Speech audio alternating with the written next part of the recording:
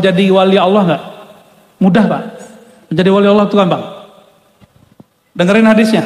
Hadis Qudsi, hadis Sahih Bukhari. La yazalu abdi yataqarrabu ilayya bimaftaradtuhu alaih. Senantiasalah hambaku istiqamah mendekatkan dirinya kepadaku dengan yang aku wajibkan.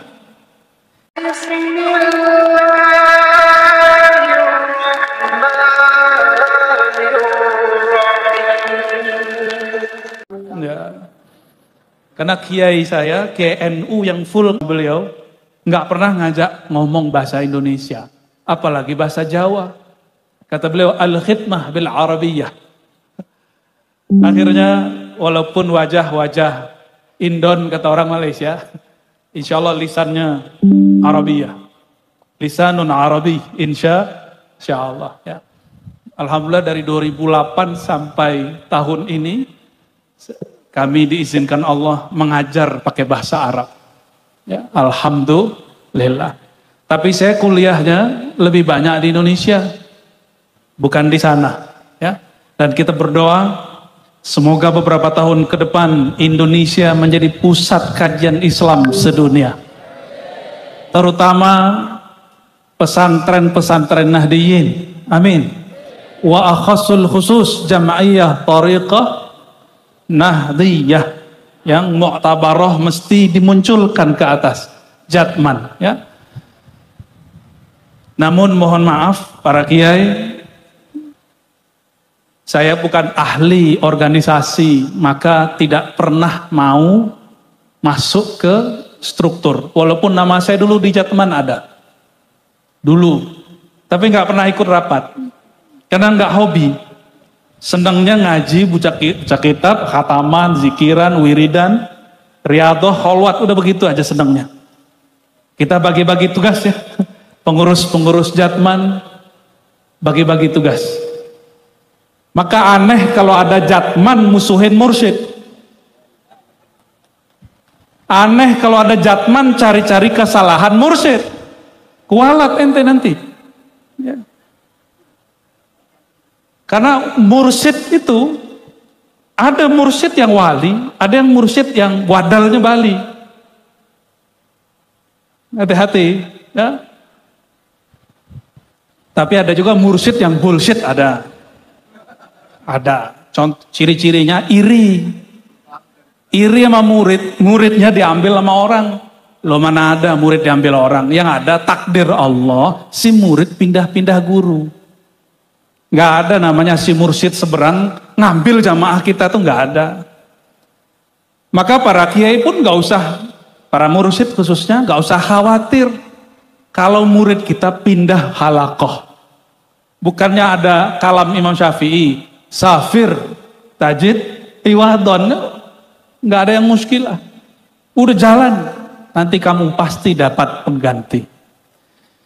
Para mursyid yang saya cintai, para umara, para santri, para ikhwan dan akhwat thariqah. Jadi istilah ikhwan akhwat itu bukan istilah partai tertentu.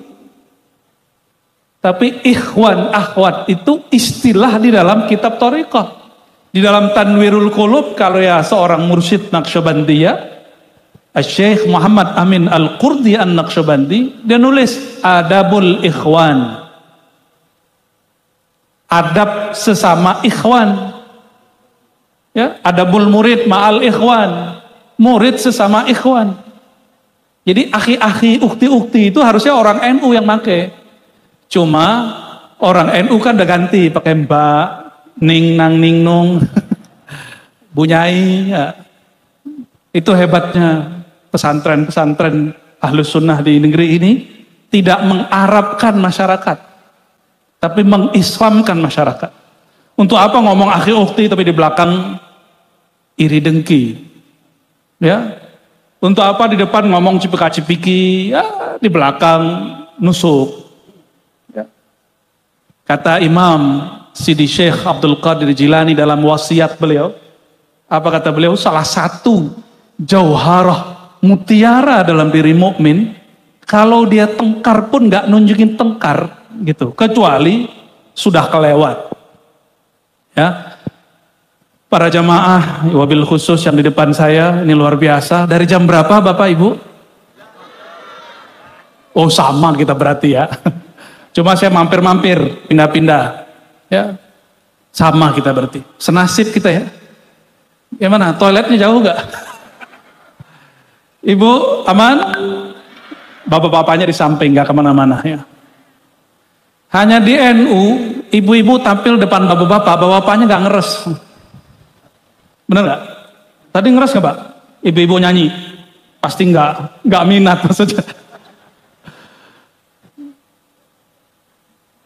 Dulu ayah Buya Hamka, kan Muhammadiyah. Ketika ada, di Muhammadiyah kan ada namanya Aisyah. Ibu-ibu Aisyah tampil di depan, itu dimarahi oleh ayah Buya Hamka. Ini melanggar fikih Syafi'i. Ternyata fikih Syafi'i Al-Jawiyah, An-Nahdiyah itu beda lagi.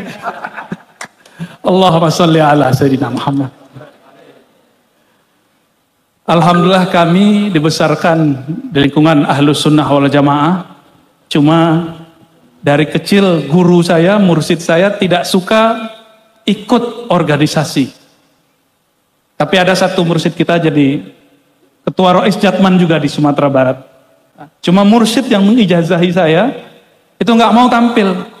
Kalau ada acara Jatman beliau nggak datang. Kita mah siapa gitu ngomongnya. Ya. Namun saya lahir batin sangat support dengan pergerakan positif Jatman. Semoga Allah memperbanyak. Kita dulu juga mikir gitu kok. Lo yang nulis kitab siapa? Kitab paling puncak yang dikaji di pesantren tasawuf, kitab Ghazali, kitab Ibnu Athaillah Sakan dari. Kitab Ghazali judulnya Minhajul Abidin, Bidayatul Hidayah. Agak tinggi Ihya Ulumuddin. Ada yang lebih dahsyat tuh Kimia Us-Sa'adah. Tidak dipakai di pesantren. Kiainya yang baca. Itu Imam Ghazali punya mursyid nggak? Nih, yang katanya ngaji kitab Ghazali, yang katanya kalau Aswaja, Asy'ari, fikihnya Syafi'i, tasawufnya Ghazali. Imam Ghazali bermursyid nggak? Untuk kiai-kiai yang masih ngotot saya mah kitab aja, nggak usah pakai mursyid, nggak usah torikotan, norak. Untuk kiai yang ngomong begini, ente berhenti baca kitab Ghazali. Mohon maaf, ini agak kenceng dikit bab Jalaliyah, karena habis duduk sama beliau. Imam Ghazali itu bermursyid dan nyuruh kita cari mursyid di semua kitab tasawufnya. Loh saya baca kitabnya beres, nggak bisa. Kitab itu dicetak, ditulis. Asalnya kolbu mursyid, kolbu wali. Maka jangankan tasawuf, Quran aja kiai, boleh nggak langsung ke mushaf?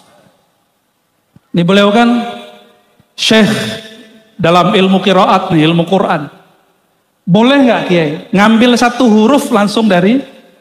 Lah ya jus, nggak boleh. Itu cuma baca bismillah, mesti ngelihat guru, mesti ditegur oleh guru. Oh salah, bacanya begini, mulutmu dibuka. Nih panas nih, karena kajiannya agak panas dikit. Insya Allah ntar lagi ketutup, amin. Ngaji Quran, mau baca bismillah, mesti talaki, langsung ngaos sama kiai. Masa mau merasakan rahasia bismillah, nggak mau ngambil dari kolbu kiai. Dan saya agak muskil kiai. Yang sering ngomong gitu hafiz Quran. Mohon maaf kalau ada yang hafiz Quran. Yang sering ngomong torikot saya Quran itu benar, tapi jangan digunakan untuk membatalkan orang bertorikoh. Ya, jangan khair yuridu bihi syarr, jangan begitu. Jadi para kiai, para jamaah, ikhwan, akhwat torikoh, sekelas Imam Ghazali siapa mursyidnya? Imam Ghazali ini dua angkatan sebelum Syekh Abdul Qadir Jilani. Syekh Abdul Qadir punya banyak mursyid, salah satu mursyidnya Al-Imam Yusuf Al-Hamadani. Yusuf Al-Hamadani ini teman sesama ikhwan Imam Ghazali. Berarti satu angkatan sebelum Syekh Abdul Qadir ya. Kepada siapa mereka ngaji? Kepada seorang imam ahli asma dan sifat Allah, namanya Al-Arif Billah Abu Ali Al-Farmadi. Siapa nama mursyid Imam Ghazali? Abu Ali Al-Farmadi. Boleh Farmadi, sampai di Pulau Jawa Permadi. Serius ya, Permadi itu kakek moyang dia Naqsyabandi, cuma dia jadi dukun, jadi paranormal. Abu Ali Al-Farmadi mentalkin Imam Ghazali nama Allah satu-satu, Allah, Rahman, Rahim, satu-satu diajarin. Maka Imam Ghazali terlalu kecil kalau disebut dia Naqsyabandi, terlalu kecil disebut dia Qadiri. Enggak, semua thariqah bijinya ada pada diri dia. Ya. Dan itu disebutkan namanya di Ihya Ulumuddin dan disebutkan dalam kitab Al-Maqsad Al-Asna. Jadi para kiai, kalau selevel Maha Kiai Imam Ghazali bermursyid, terus kita kiai apa? Kalau santri, kita santri apa? Nggak bertorikoh. Nah itu pahitnya. Bu, mau nggak makan tapi nggak ada bumbunya? Kira-kira kalau Bapak Ibu makan nggak dikasih garam makanannya, nggak dikasih penyedap, gimana makannya? Nggak enak. Beneran. Kenapa kita suka nyari rumah makan yang enak? Ingin memanjakan diri. Kenapa bapak-bapak ini suka dengan makanan ibu-ibu yang makan tapi masakannya nggak pakai garam? Ada nggak? Nggak ada ya, protes ya. Langsung ditaruh. Apa ini gitu ya? Saya mau tanya yang kedua Bapak Ibu. Sudah berapa tahun sholat tapi sholatnya nggak enak?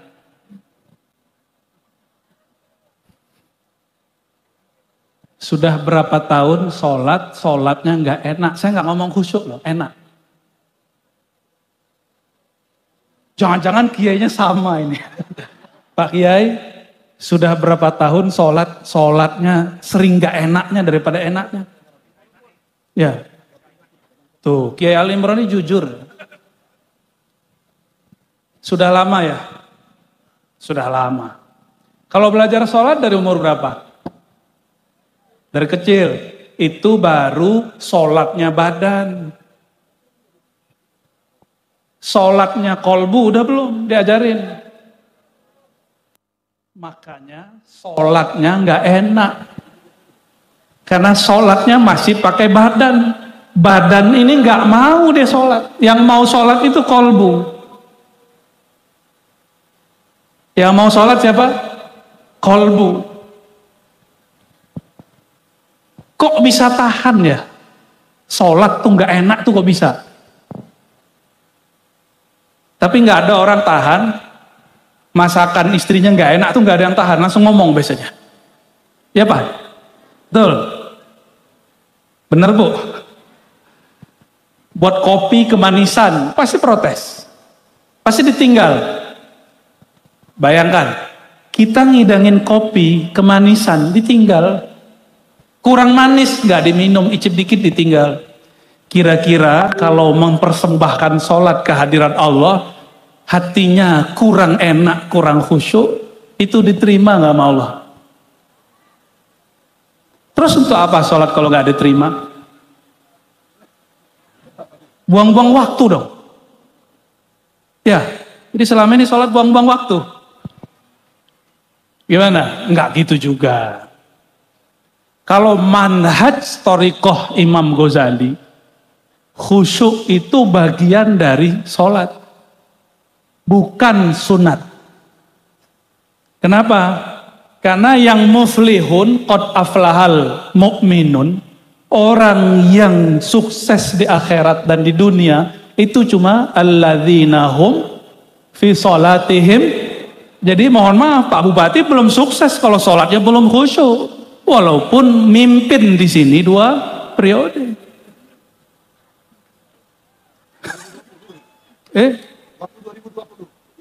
Udah berapa tahun berarti nih? 10 tahun? Enggak kusut. Kusut. Kayaknya sampai sekarang.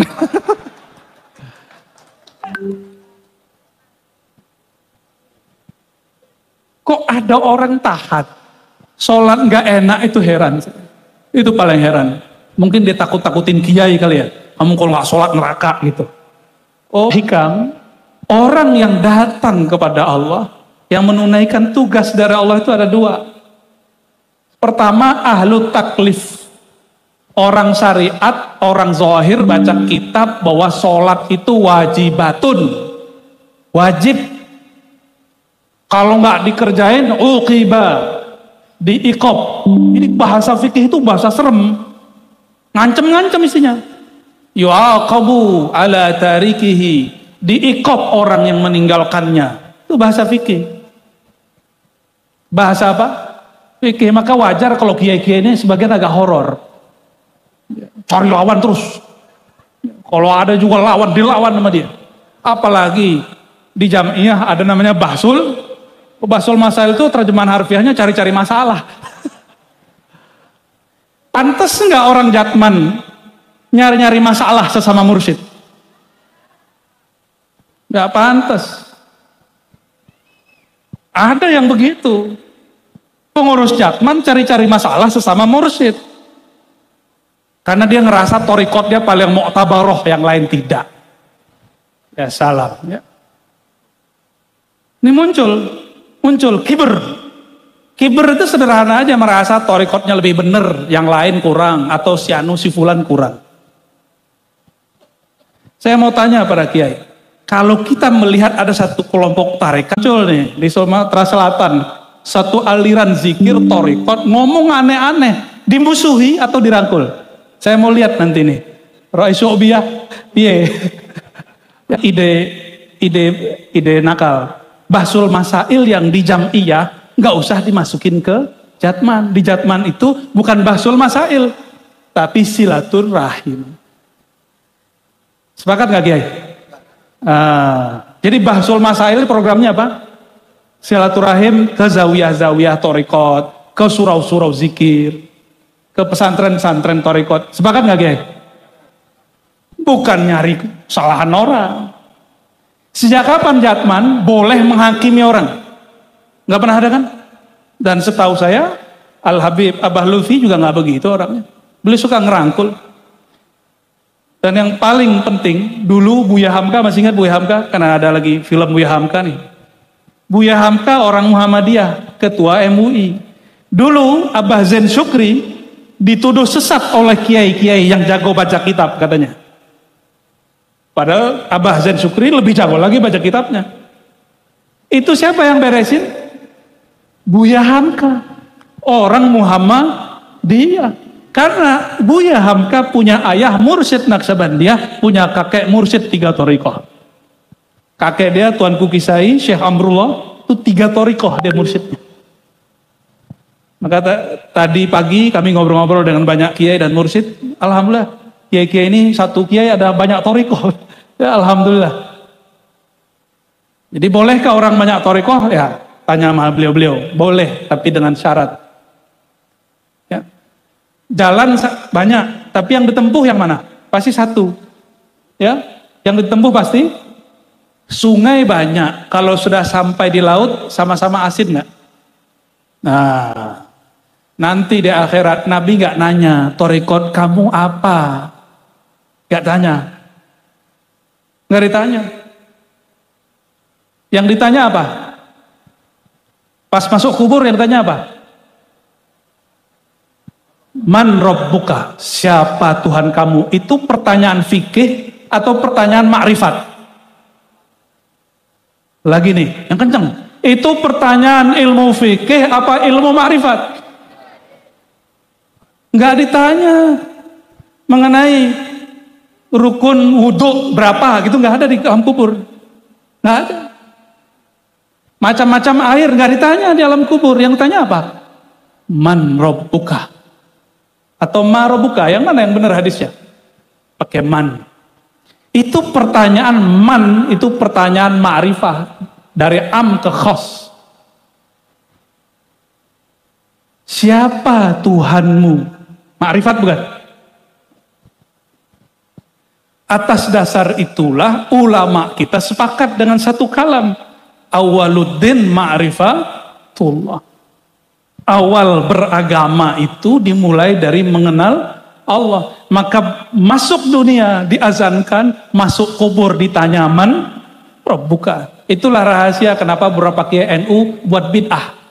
Mengazankan atau mentahlilkan jenazah. Kan kata kawan kita bid'ah, benar gak?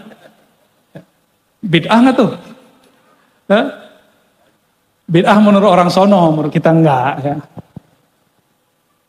Pertanyaan keduanya apa dikubur?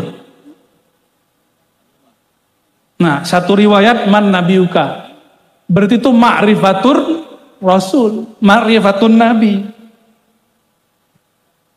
Jadi dua ma'rifat yang wajib dibawa ke dalam kubur. Saya mau tanya, yang hadir di depan saya siang yang penuh berkah ini, alhamdulillah ini doa para kiai. Ya, ini doa, pasti belum ada sirnya tadi yang berdoa, ya Allah ini gerak, kasihan jamaah, tolong gerakkan. Itu ya doanya, itu wali itu. Karena dia nggak mikirin dirinya sendiri, dia mikirin jamaah. Ciri-ciri wali begitu. Wali itu orang yang suka nolong. Karena nggak punya duit kayak Pak Bupati, punya doa.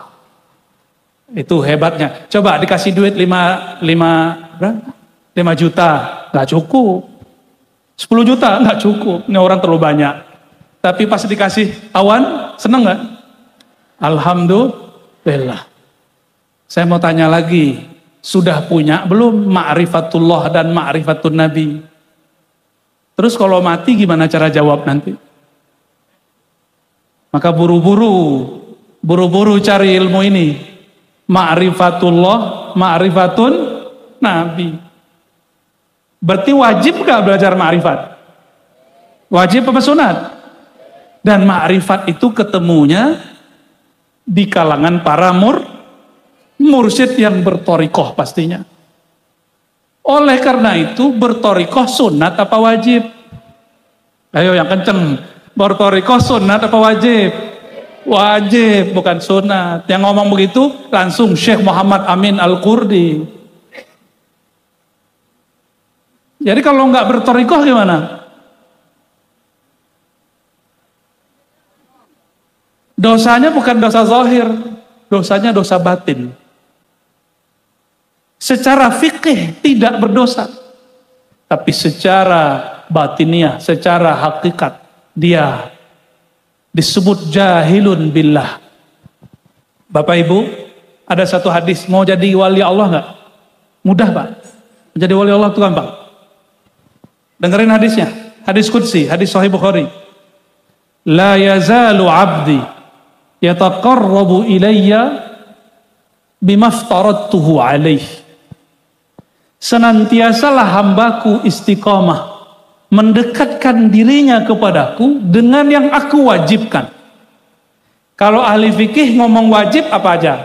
Pasti sholat lagi, ya kan? Sholat. Tapi sholatnya nggak pernah enak. Kecuali lagi dompetnya tipis, lagi kena musibah itu bisa nangis.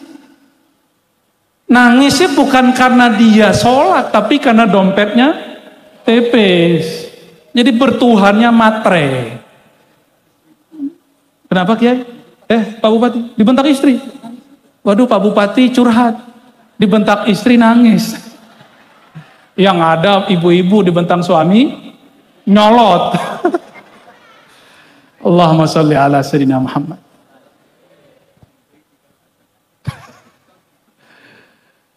Kiai-kiai ini di atas podium, coba lihat Pak Bupati tadi. Kayak singa, nyampe di rumah kayak kucing. Allahumma sholli ala sayyidina. Kalau nggak begitu, udah kayak harimau ketemu harimau, nggak seru rumah begitu. Mesti kita kayak kucing ya, disiram begini aja udah. Ya. Saya mau tanya lagi, jadi bertorikot wajib atau bukan? Kenapa? Karena itulah satu-satu jalan yang normal, bukan yang majzub. Mau majzub Pak, kayak Wan Sehon. Mau. Kita takzim kepada beliau. Tapi itu kan Allah yang pilih. Mau. Kita takzim ke beliau, tapi pasti nggak ada yang siap jadi beliau. Itulah cara yang normal, ilmiah, ruhiyah, jalan mengenal Allah Subhanahu wa Ta'ala. Bapak Ibu, kenapa torikot jalannya? Pak Kiai, para mursyid, orang di torikot kerjanya nyebut nama Allah atau nyebut nama musuh? Ya, yang mana? Nyebut nama Allah apa musuh? Yang suka nyebut nama musuh itu orang iri dengki. Kalau mursyid sukanya ngapain? Nyebut nama. Jadi kalau ada mursyid suka jelekin orang, itu bullshit. Ente tajdid lagi lah sama mursyid yang lama. Ya, percuma. Saya punya air. Kalau ada orang minta, yang air yang saya punya, yang saya kasih. Kalau air saya sudah butek karena gunjingin orang, iri dengki sama orang, terus nyiramin orang pakai air, yang keluar air apa? Air butek. Isinya iri dengki. Muridnya sama gurunya. Gurunya iri dengki, muridnya iri dengki. Gurunya suka gunjingin mursyid lain, muridnya sama. Gurunya merasa torikotnya lebih tinggi, muridnya apa bedanya? Maka saya melihat di sini Jatman, alhamdulillah, ini luar biasa.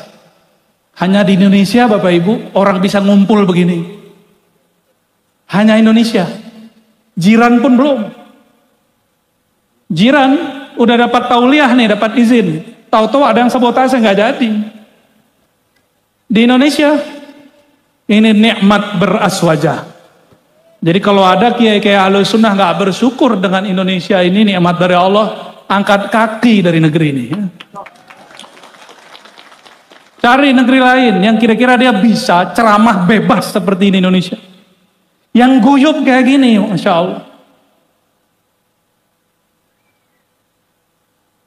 Waktu saya datang ke salah satu wilayah di Korea, itu orang nyanyi lagu Indonesia, gak pernah nangis kan?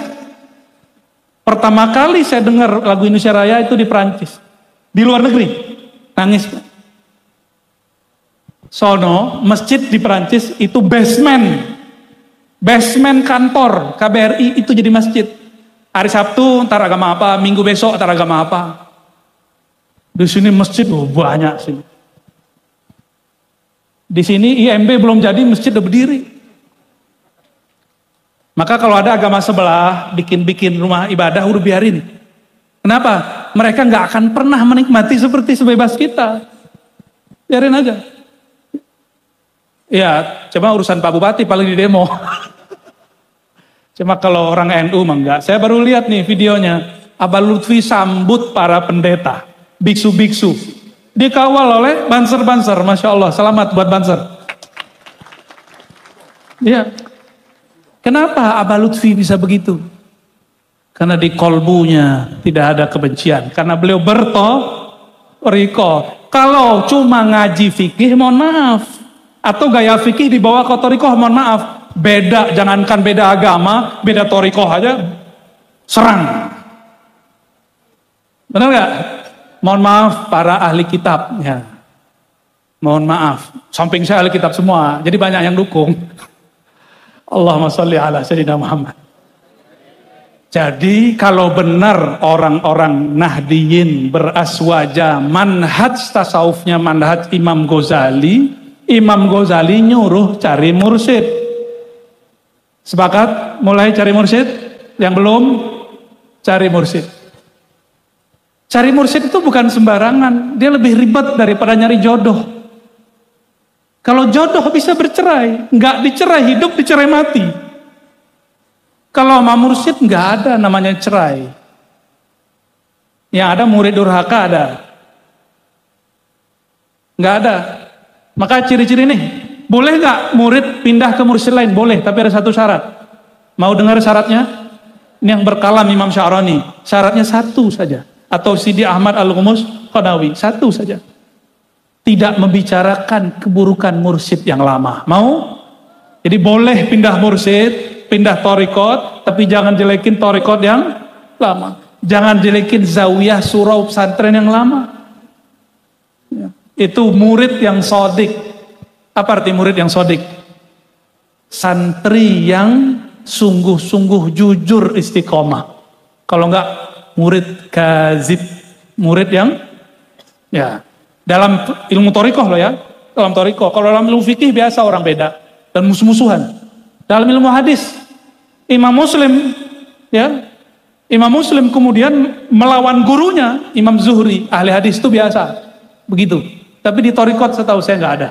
Ya, Bapak Ibu yang makan Allah, karena di depan kita ada kitab hikam, mau dengar hikmah nggak? Mau? Ya, satu atau dua lah ya.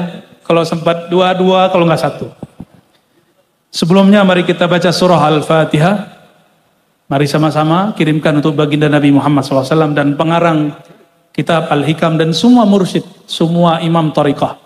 Ila ruhin Nabi SAW wa ila jami ahli turuq sufiyah wa la immati turuq as-sufiyah wal mursyidin wa al-ikhwan wal akhwat wa khususan al-imam al-arif bila min ta'ala Sakandari qadasallahu asrarahum. Al-Fatihah. Bismillah. Ya nasir. Wa rahmatullahi alaihim waladdallin. Amin. Qala, berkata Ibnu Athaillah, Manit Tala'a, ini jilid juzuk kedua, hikmah nomor 4 ya, 1, 2, 3, 4. Silakan dicari nanti di rumah para kiai yang biasa baca kitab, juzuk 2, hikmah keempat. Manit Tala'a ala asraril ibad walam yatakhallaq birrahmatil ilahiyyah kanat tila'uhu fitnatan alaihi wa sababan lijarril wabal ilaih. Nah, coba dengarkan. Ya, perhatikan. Manit tola'a. Siapa yang, ini untuk politisi cocok. Untuk kiai cocok. Untuk beda thariqah cocok. Ini cocok, coba dengerin. Ini penting. Manit tola'a. Siapa yang nilik bahasa Melayu, melirik, melihat, mengetahui ala asraril ibad, terhadap rahasia orang lain dari hamba Allah. Kita tahu nih rahasia itu bisa jadi kesalahannya, kekurangannya, aibnya. Kalau dalam bahasa tasawuf disebut apa? Kasyaf. Apa bahasa tasawufnya? Kasyaf. Ya. Kasyaf itu artinya penyingkapan. Kalau mata ditutup bisa lihat ke depan nggak? Coba tutup Bapak Ibu, sebagian aja. Nah tutup, bisa lihat nggak? Nggak bisa. Kalau kolbu ditutup bisa ngelihat nggak kolbu orang? Jadi hati-hati sama ahli kolbu, dia tahu kolbu orang lain. Bagi ahli kolbu orang lain bukan gaib. Tapi bagi akal isi kolbu gaib. Tapi bagi ahli kolbu isi kolbu orang nggak gaib. Ini rahasia mursyid ahlul qulub. Tidak semua mursyid. Hanya mursyid yang ahlul qulub. Mursyid yang tajam kolbunya. Kolbu orang di depan bahkan sepenuh ini Allah izinkan bisa melihatnya. Diizinkan bisa. Kenapa? Kolbu itu gaib. Maka dia tahu yang gaib. Mata ini zahir, hadir. Maka dia tahunya yang zahir dan hadir. Jadi bagi mursyid, bagi ahli Allah, mengetahui siapa orang itu bukan keramat. Itu main harian itu, mainan harian. Udah bosen. Contoh, ini beliau kalau dengerin orang baca Quran, hatta kiai pasti tahu kurang matnya di mana. Bener gak kiai? Geli gak kiai? Pasti istighfar mulu kalau ada kiai salah baca ayat. Yang paling istighfar beliau ini. Kenapa? Tahu aibnya. Nah, apa adabnya kalau kita tahu orang punya aib? Kalau politisi tahu rival dia punya aib, diekspos atau tidak? Kira-kira gimana Pak Bupati dulu? Jangan-jangan mau maju lagi nih? Ya?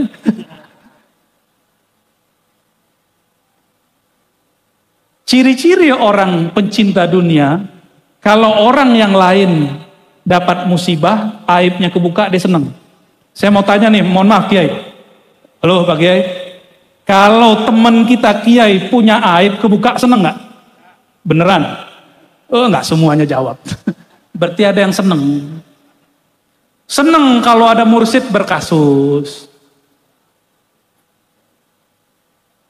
Wajar. Jakman belum berkembang banyak. Ya. Karena hobinya jadi juri. Nyari kesalahan. Tugas juri ngapain? Nyari kesalahan orang. Ya. Bapak Ibu yang bukan Allah. Apa kata beliau? Siapa saja yang diizinkan Allah untuk mengetahui rahasia orang lain. Lalu lam yatakhallaq, dia tidak berakhlak, tidak bersikap dengan rahmah ilahiyah, dengan kasih sayang, dengan kelembutan, kanat tila'uhu fitnatan alaih. Maka kasyaf dia, ujian bagi dia disebut dengan kasyaf seton. Kasyaf apa? Walaupun dia zikir 10.000, 50.000 sehari. Tapi dia sama setan. Kenapa? Setan juga ahli zikir. Nama torikotnya apa? Azaziliyah. Namanya keren. Apa torikotnya iblis? Azaziliyah. Itu 18.000 tahun wiridannya, kholwatnya. Mohon maaf, Kiai, ada yang 18.000 tahun wiridan? Ada nggak? Pak Bupati aja baru 10 tahun jabatnya, kurang dikit. Ya. Ada yang jadi mursyid 18.000 tahun? Nggak. Wasababan li jarril wabal ilaih. Kalau begitu, maka dia dapat kasyaf syaitan, pengetahuan dia hanya membuat dia dapat wabal, siksa. Ya, maka berdasarkan ini para kiai, para teman-teman semua, ikhwan, akhwat, aib siapapun yang tampak pada diri kita, kita tutup.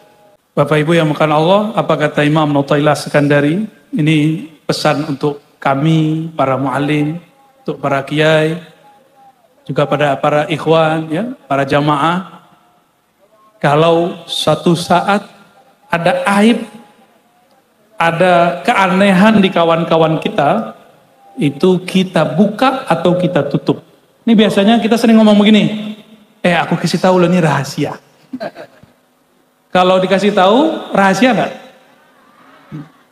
Itu pembatalan rahasia.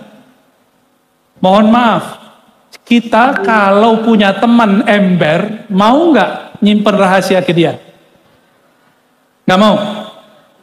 Itu baru kita. Itu sifat jalaliyah kita namanya. Kira-kira Allah Ta'ala maukah, ridhokah nyimpen rahasia ke kolbu yang ember? Mau gak? Jadi kenapa ada mursyid yang rahasianya banyak, ada mursyid yang rahasianya sedikit. Bahkan gak punya rahasia, bahkan gak dipercaya lagi oleh Allah. Karena dia tidak mampu nyimpen rahasia. Allah gak suka sama dia. Ntar kalau sama dia ember, sama dia diem aja. Akhirnya orang-orang seperti ini gak diberi sir oleh Allah, gak diberi rasa oleh Allah, tidak diberi khusyuk. Dulu Nabi Ibrahim itu setiap malam Isra. Nih di kitab ini, di syarah Imam Ibn Abbad. Nabi Ibrahim setiap malam Isra. Maka kalau ada orang nanya, secara ilmu hadis Nabi berapa kali Isra? Mi'raj? 5. Tapi secara ilmu hakikat Nabi Isra setiap sholat. Nabi Isra Mi'raj setiap sholat. Muncullah kaidah as-sholatu mi'rajul mu'min. Sholat itu mi'rajnya mu'min. Sayyid bukan jabatan kerasulan.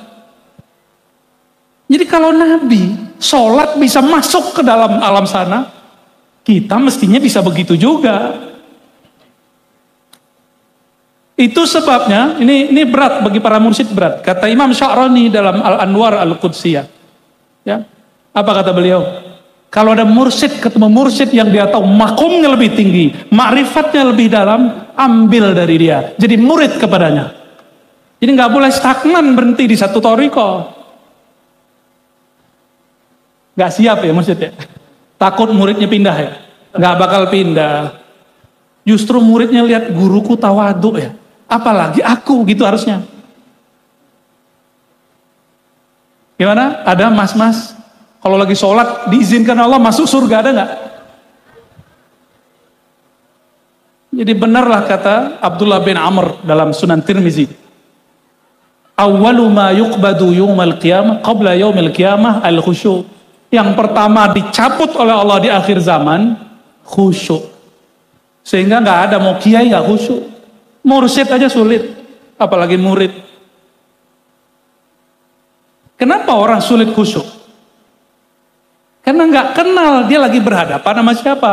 Mohon maaf, kalau Pak Bupati datang, tapi orang nggak tahu itu Pak Bupati, dicuekin nggak? Pernah nggak Bupati? Seneng nggak kalau lagi ke pasar orang nggak tahu?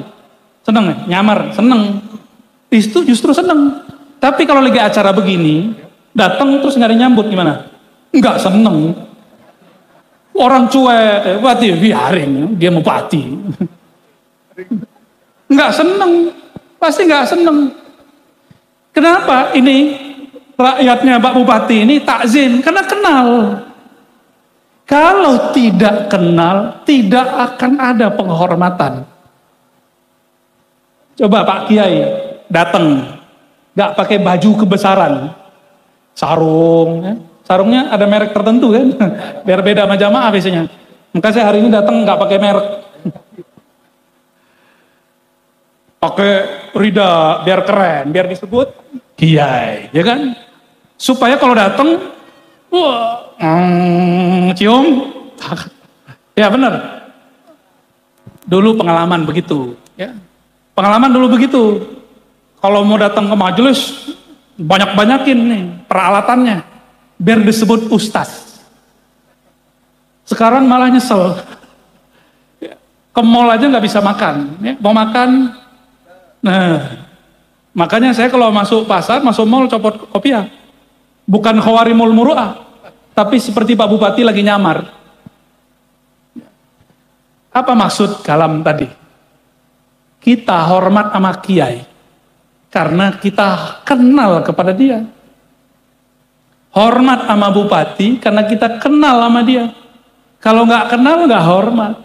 Khusyuk itu nau'un min al-ihtiram. Khusyuk itu salah satu bentuk ekspresi hormat. Orang yang tidak khusyuk itu karena dia nggak kenal lagi sholat tuh nyembah siapa. Itu. Makanya sholatnya nggak nikmat-nikmat. Tapi hati-hati. Ahlullah, kekasih-kekasih Allah dikasih lezat. Jadi bedakan khusyuk dengan lezat. Kelezatan berzikir, kelezatan sholat itu natijah. Itu natijah, itu buah. Kalau khusyuk wajib. Khusyuk itu nggak mesti ada lezahnya.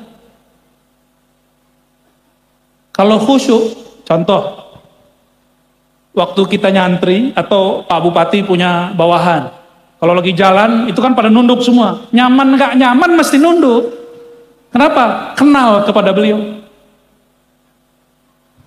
Sama kepada Allah juga begitu. Nyaman gak nyaman, nikmat gak nikmat sholatnya, tetap kita sujud.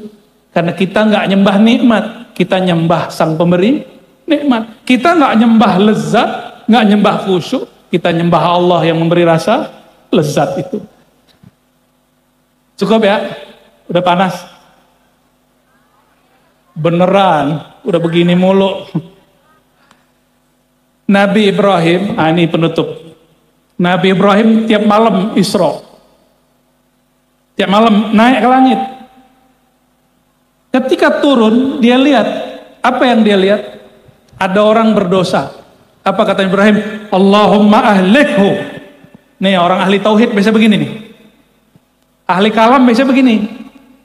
Ahli tauhid begini Pak. Kalau ngelihat ada orang maksiat, orang durhaka, apa kata dia? Allahumma ahlikhu. Ya Allah hancurkan ini orang yang maksiat. Ini warisan Nabi Ibrahim sebelum diberi pelajaran oleh Allah. Naik lagi malam besok, begitu lagi, ya Allah ahli mati semua itu. Satu kampung mati. Jadi kenapa banyak bencana dulu di masa-masa sebelumnya? Itu karena doa para nabi. Nabi-nabi doa Pak. Karena umatnya nyakitin Nabi nggak tahan doa dia. Hancur umat itu. Nabi Muhammad disakiti orang Taif, angkat tangan nggak? Doa nggak? Enggak, makanya enggak turun azab ke Taif dan Mekah. Kalau enggak, itu Mekah udah ditutup sama gunung Taif, bukit Taif. Ini beda Sayyidina Muhammad dengan Sayyidina Ibrahim. Walaupun lahirnya belakangan, tapi lebih tua daripada Sayyidina Ibrahim. Sayyidina Ibrahim naik lagi. Lihat lagi orang buat maksiat dengan semua maksiat, mulai dari judi, LGBT, itu udah lihat sama dia. Apa kata beliau? Allahumma damirhu, ya Allah hancurkan dia, hancurkan mereka. Detik itu turun musibah. Jadi kenapa di masa dulu banyak musibah? Umatnya maksiat, nyakitin para nabi, nabinya nggak tahan. Coba lihat, Nabi Nuh berapa lama musibah nggak turun? 950 tahun. Kenapa? Beliau nggak ngangkat tangan.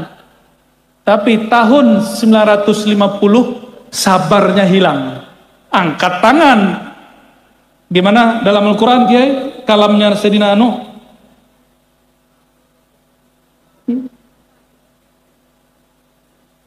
Apa doa beliau? Lobbi la tazar. Itu Nabi.